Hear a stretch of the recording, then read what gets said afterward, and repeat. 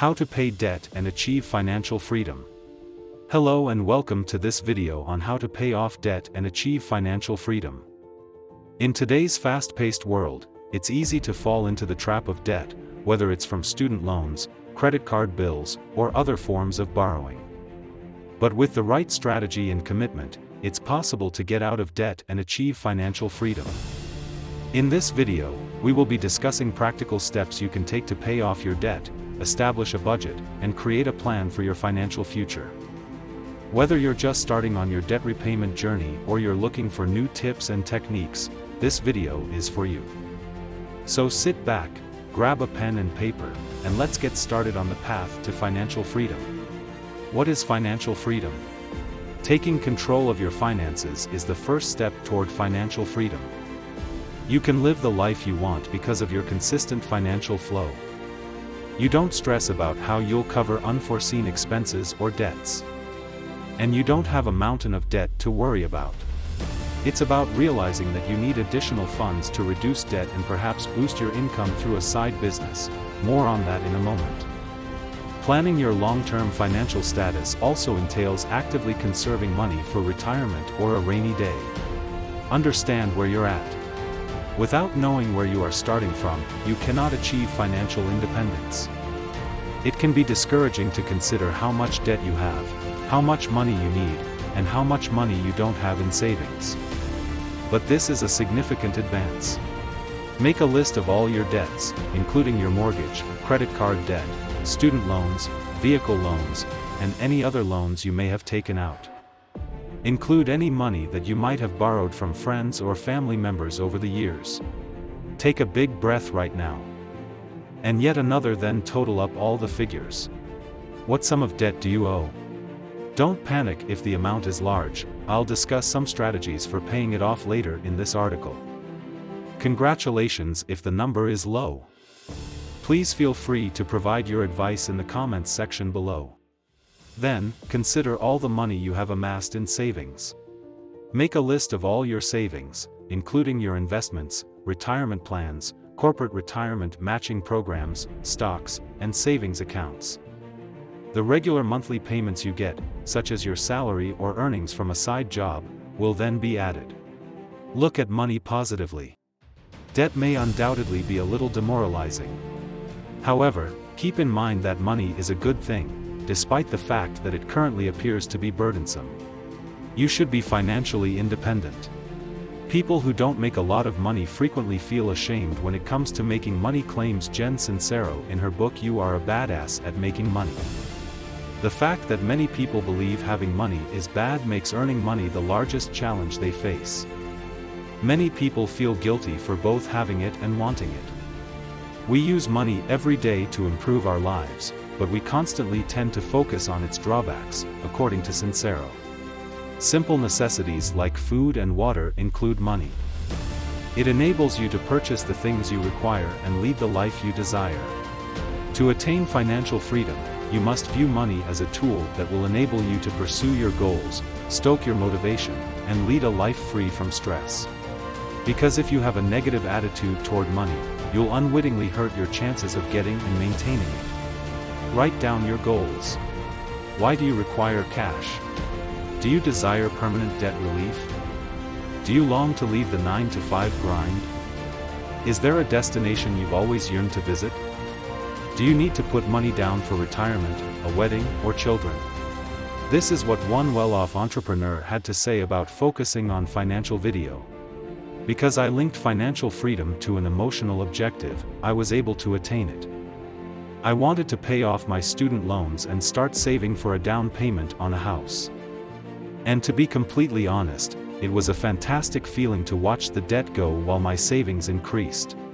I worked harder to earn more money to see a bigger difference in my personal finances because I was so motivated by watching the numbers move. If I hadn't connected my financial freedom with an emotional trigger, would I have succeeded in my goal? Most likely not. I was eager to leave my parents' home and pay off my debt. Throughout my voyage, I remained inspired by that desperation. Another intriguing event took place. On a scrap of paper in February 2016, I jotted down a couple of my objectives. Make $100,000 selling products online. Save $20,000 for a down payment. Pay off $24,000 worth of student loans. That paper ended up getting lost, and I entirely forgot about it. After a little more than a year had passed and I had moved into my new house, I eventually discovered it in my notepad. And sure enough, I had finished all 3. The funny thing was, I wasn't even consciously considering those objectives. Everything you wish to do might not get done in a month. However, a year is a long time to work toward your objectives. Make sure your objective is linked to a target number that you wish to achieve. Unbelievably, you'll begin making progress toward those objectives without even recognizing it. Financial freedom is much easier to accomplish when you are clear about your goals. Track your spending. Monitoring your spending is a crucial step on the path to financial freedom.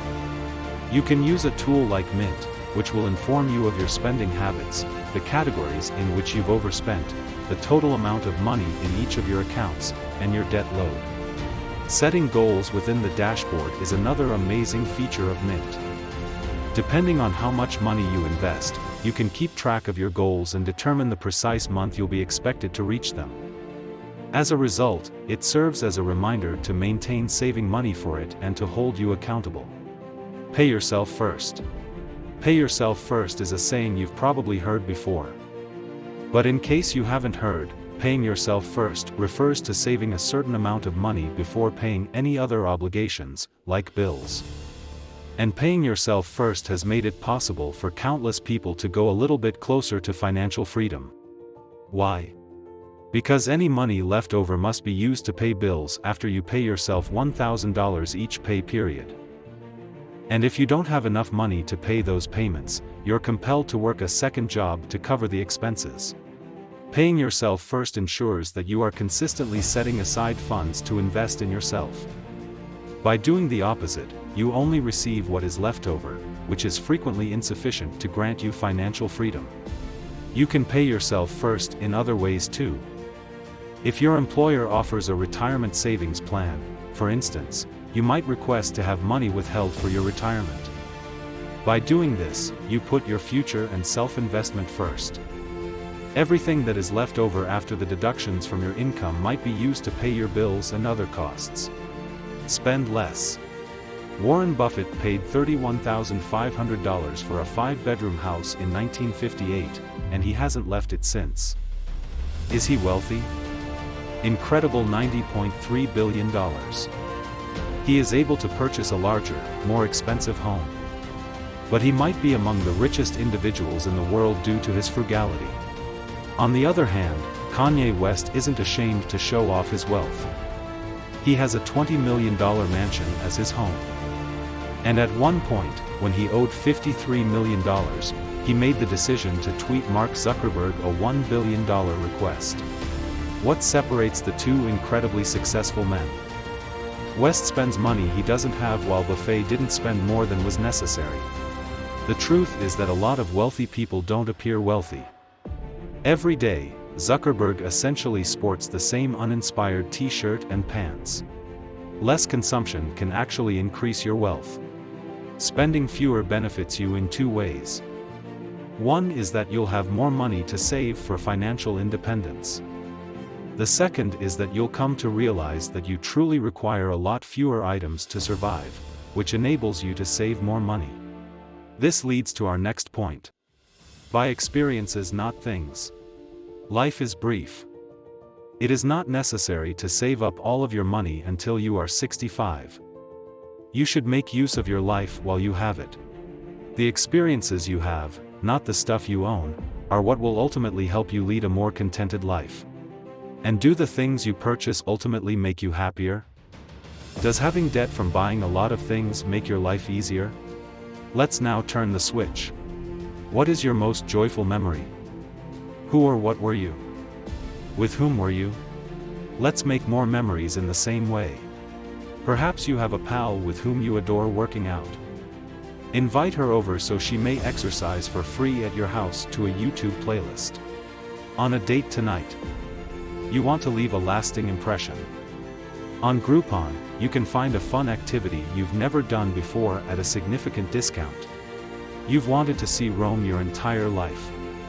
You've been putting money down for a year so you can take the vacation of your dreams. Feel free to take that trip without feeling guilty.